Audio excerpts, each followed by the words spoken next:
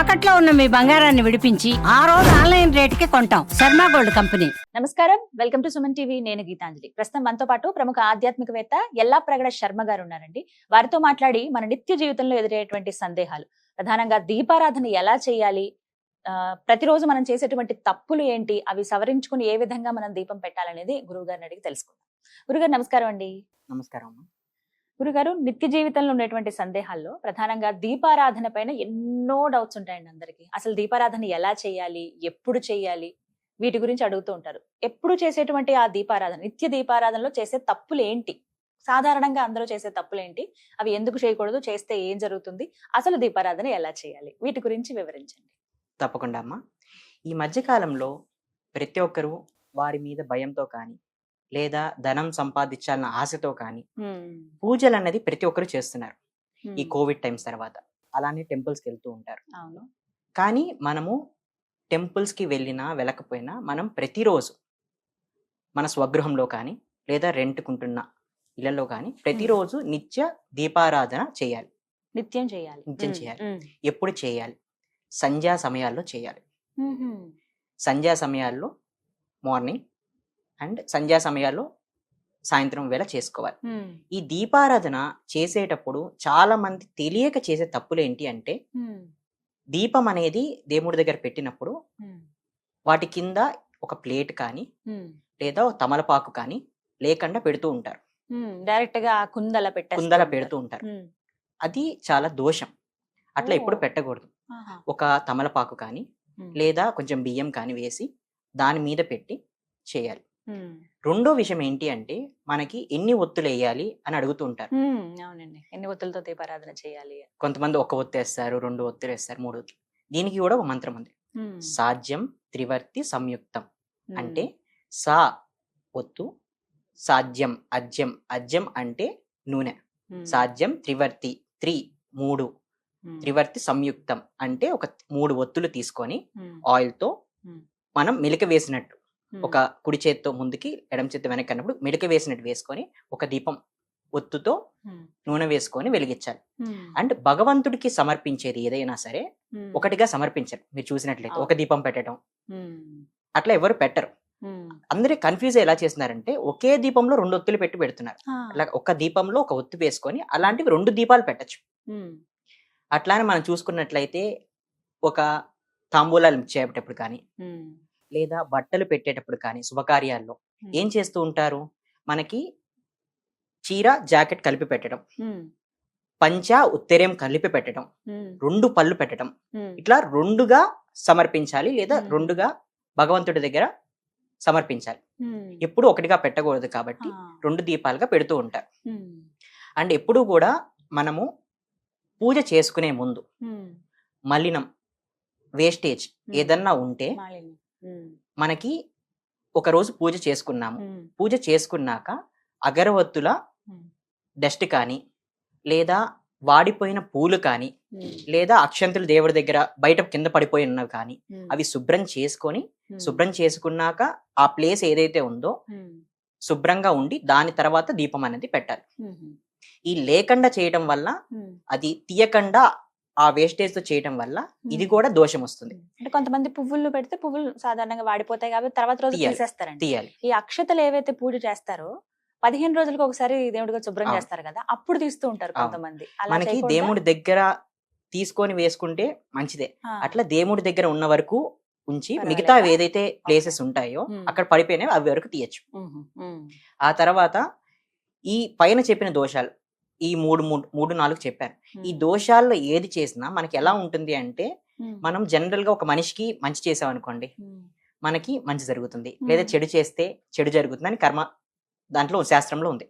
అయితే మనం దేవుడికి ఏదైనా చేస్తే అది 100 రెట్లు అంటే 100 టైమ్స్ మనం మంచి చేస్తే మంచిగా భగవంతుడు ఇస్తాడు. మనం ఏదైనా దోషాలు చేస్తే దోషాల యొక్క ఫలితాలు కూడా మనకు వస్తూ ఉంటాయి. కాబట్టి మనము రోజు చేస్తూ ఉంటామండి, మేము పూజ రోజు దీపం వెలిగిస్తూ ఉంటామండి, కానీ మాకు అంత చీడపీడలాగా ఉంది, మాకు ఏమి మంచి జరగట్లేదు అంటూ ఉంటారు. ఎందుకు అంటే వారు నిత్యం దీపారాధన చేసినా సరే ఈ తప్పులు చేయడం వల్ల. అండ్ ఇంకొకటి వచ్చేసి దీపం వెలిగించడం అనరు. జనరల్ గా మనకి ఇళ్లలో ఏం చెప్తూ ఉంటారంటే తల్లిదండ్రులు పిల్లలతో అమ్మ దీపం వెలిగించమ్మా అంటూ ఉంటారు. దీపం వెలిగించడం దీపం ఆరాధన, దీపాన్ని ఆరాధించడం, దీపారాధన. దీపం వెలిగించడం అనేది మనకి నెగిటివ్ లో, అంటే మనం ఎవరైనా మనిషి చనిపోయినప్పుడు వారి శిరస్సు దగ్గర వెలిగించేది దీపం వెలిగించడం. దీపం ఆరాధించేటప్పుడు మనము వెలిగించాక మనం వాటికి పూజ చేయాలి. మనం భగవంతుడు రూపంలో ఉంది దీపం అనుకొని దీపాన్ని పూజ చేయాలి. ప్లేట్ కానీ తమలపాకు లాంటిది వేసి తర్వాత దాని మీద కుంది పెట్టి దాని మీద ఒత్తు నూనె అన్ని వేశాక, ముఖ్యంగా మిగతా వారు అందరూ చేసే తప్పు ఏంటి అంటే మ్యాచ్ స్టిక్ తో కానీ లేకపోతే అగరబత్తులతో కానీ వెలిగిస్తూ ఉంటారు దీపాన్ని. అలాగే చేస్తారు ఎవరైనా. ఇట్లా ఎవరు చేయకూడదు. ఎందుకు అంటే మనం కట్టె పుల్ల వాటితో దీపాన్ని అనేది వెలిగించకూడదు. ఇది తెలియక అందరూ చేస్తుంటారు. దానికోసం మనం ఏం చేయాలి అనుకుంటే మనం ఒక దీపాన్ని సపరేట్ గా వెలిగించి నార్మల్ గా ఆ దీపం యొక్క ఒత్తికి ఉన్న వెలుగుతో ఈ దీపాన్ని వెలిగించాలి. అందుకే ఏక ఒత్తు అనేది ఒకటి సిద్ధపరచుకుంటారు. వాటి కోసం కొంచెం చిన్న ఇలా వస్తున్నాయి ఇప్పుడు, ఇలా పట్టుకోవడానికి సులువుగా. టెంపుల్స్ లో అయినా 7 దీపాలు వెలిగించినప్పుడు కానీ 9 దీపాలు వెలిగించినప్పుడు కానీ నక్షత్ర దీపాలు అని చేస్తారు. అంటే 27 ఒత్తులు వెలిగించినప్పుడు కానీ వారు మ్యాచ్ స్టిక్స్ వాటితో వెలిగించకుండా ఇట్లా ఒక దీపం పెట్టుకొని వాటితో అలా వెలిగిస్తారు. ఇది మనం ఏంటి అంటే ఇంట్లో ఒక దీపమే కాబట్టి మ్యాచ్ స్టిక్ తో వెలిగిస్తూ ఉంటాం లేదా అగరబత్తులతో వెలిగిస్తాం. ఇట్లా చేయకూడదు. మనం ఒక దీపం పెట్టుకొని ఆ దీపంతో ఈ దీపాన్ని వెలిగించాలి. ఆ తర్వాత మరో విషయం ఏంటి అంటే అగరబత్తులు వెలిగించేటప్పుడు మనము మ్యాచ్ స్టిక్ కూడా వాడకుండా ఈ దీపంతో వెలిగించాలి. ధూపం సమర్పించేటప్పుడు అలా మనము ఆ అగరబత్తులు కూడా వెలిగించేటప్పుడు మనం ఆ యొక్క ఏదైతే లైట్ ఉంటుందో మనకి దీపం యొక్క చివరన మాత్రమే పెట్టి వెలిగించాలి. పైన మాత్రమే పెట్టాలి. మనం దీపం యొక్క మధ్యలోకి పెట్టి వెలిగించకూడదు. ఇది కూడా దోషం.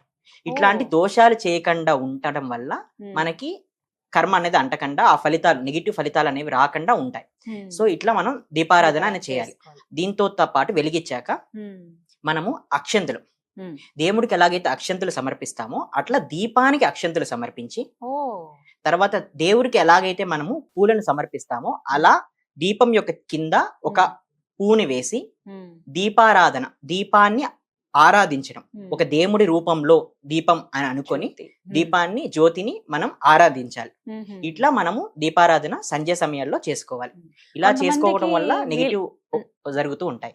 కొంతమంది గురువు గారు వీలు పడదు. ఇప్పుడు ఆఫీసులకు వెళ్లే వాళ్ళు ఉదయం టైం ఉంటుంది 10 గంటల లోపే కాబట్టి అప్పుడు దీపారాధన చేసి వెళ్తారు.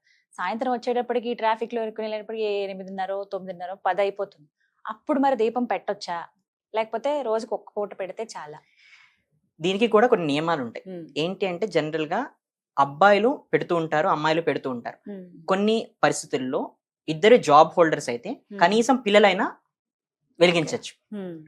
అట్లా అని మనము స్నానం చేయకుండా శుభ్రంగా ఉండకుండా దీపాలన్నది వెలిగించకూడదు. ఇంట్లో దీపారాధన చేసేటప్పుడు రోజు తలకు స్నానం చేయాలా లేకుంటే వారానికి, అంటే ఎప్పుడైతే చేద్దాం అనుకుంటారో అప్పుడు వరకు? మనము దీపారాధన చేసేటప్పుడు పరిశుభ్రంగా ఉండాలి. అంతవరకే. పరిశుభ్రంగా దేవుడికి ఆరాధించాలి. రోజు తలకు స్నానం చేయాల్సిన అవసరం అయితే లేదు. స్నానం అయితే ఖచ్చితంగా చేయాలి. మాకు తెలిసిన వాళ్ళండి మంగళవారం, శుక్రవారం, శనివారం ఈ 3 రోజులే వారంలో దీపం వెలిగిస్తుంటారు. చాలా మంది అలా చూస్తూ ఉంటాం. శుభమా అశుభమా?